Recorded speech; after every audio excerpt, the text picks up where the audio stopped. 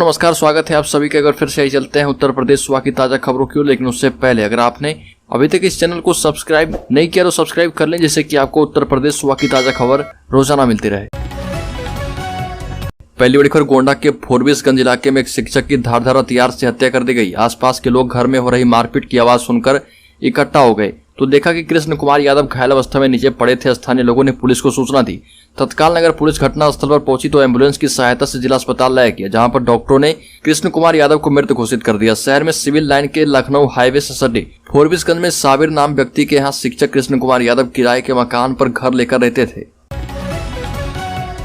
और एमएलए इरफान की 150 करोड़ की संपत्तियों की जब्त। कानपुर से मुंबई तक फैली है सपा विधायक की प्रॉपर्टी।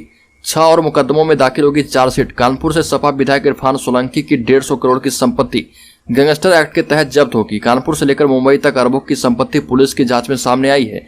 बेनामी संपत्तियों की भी लिस्ट लंबी चौड़ी है जो दूसरे के नाम पर खरीदी गई है। गैंगस्टर एक्ट के तहत इन संपत्तियों को अटैच किया जाएगा। पुलिस के मुताबिक ये संपत्तियां अवैध तरीके से कमाई गई है। लखनऊ के झूलेलाल वाटिका में मां पीताम्बरा 108 कुंडली महायज्ञ चल रहा है और इसमें सपा अध्यक्ष अखिलेश यादव भी पहुंचे। अखिलेश को देखकर भाजपा युवा मोर्चा के कार्यकर्ताओं ने उन्हें काले झंडे दिखाए, हालांकि पुलिस ने उन्हें रोक लिया। काले झंडे दिखाए जाने पर अखिलेश यादव भड़क गए और अखिलेश यादव ने कहा कि बीजेपी के लोग हमें शूद्र मानते हैं, लेकिन हम शूद्र हैं नहीं। हम संतों के पास जाते हैं तो उन्हें तकलीफ होती है। अखिलेश यादव ने कहा कि मैं मां पीताम्बरा के महायज्ञ में शामिल होने और आयोजक से मिलने आया था। मेरठ में धर्म परिवर्तन के दबाव में लगाई फांसी। मेरठ में एक युवक ने पंखे के सहारे फांसी लगाकर जान दे दी। घटना नौचंदी थाना क्षेत्र के चित्रकूट कॉलोनी की है। सुबह युवक का शव कमरे से पंखे से झूलता मिला।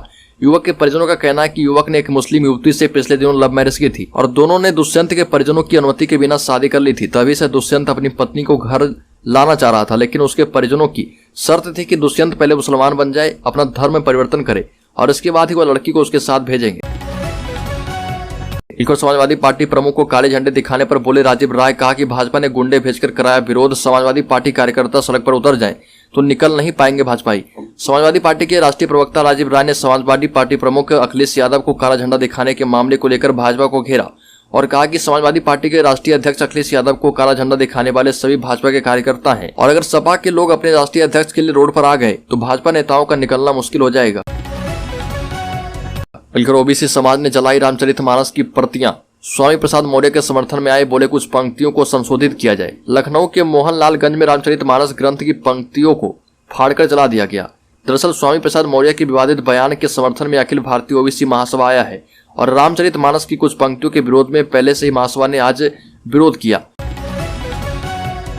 उत्तर प्रदेश में शराब बियर होगी महंगी। 45,000 करोड़ के राजस्व का मिल सकता है लाभ। सीएम योगी की अध्यक्षता में मंत्रिपरिषद की बैठक में नई आबकारी नीति को मंजूरी दे दी गई है। नई आबकारी नीति 2023-24 में शराब और बियर की दुकानों की लाइसेंस फीस जहां 10% बढ़ाई गई है, वहीं देसी अंग्रेजी शराब और बियर के दामों में बढ़ोतरी की गई है और ये बढ़ोतरी 1 अप्रैल से लागू होगी। इसके साथ ही सभी को शराब एवं बियर अगले वित्तीय वर्ष में 10% ज्यादा बेचना होगा।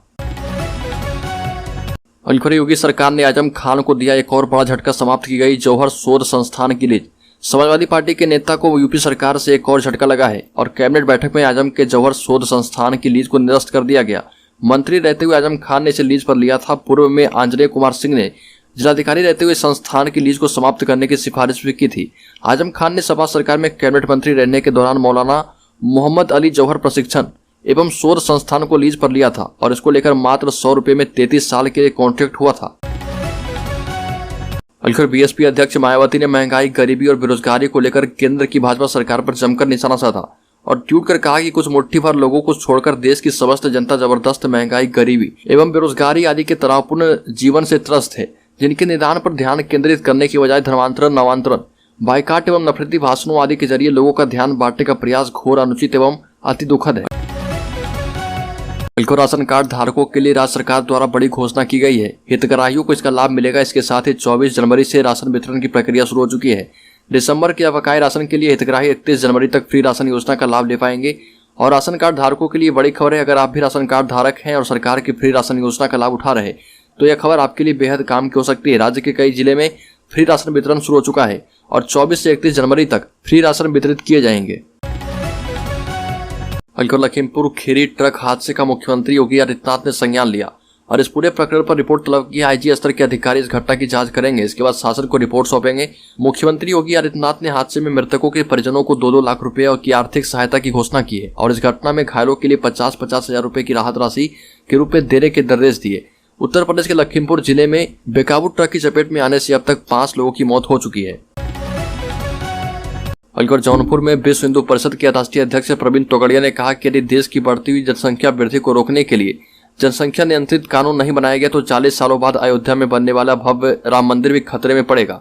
ये भी कहा कि इससे राम मंदिर ही नहीं बल्कि देश के करोड़ों हिंदुओं और उनके घर परिवार पर भी खतरा होगा। प्रवीण तोगड़िया ने कहा कि देश के समृद्ध सम्मानित हिंदू अगर समय से जाकर देश में हो रही जनसंख्या असंतुलन को रोकने का काम नहीं किए तो आने वाले 40 सालों बाद राम मंदिर के साथ ही करोड़ों हिंदुओं का अस्तित्व, उनका घर परिवार भी खतरे में पड़ जाएगा।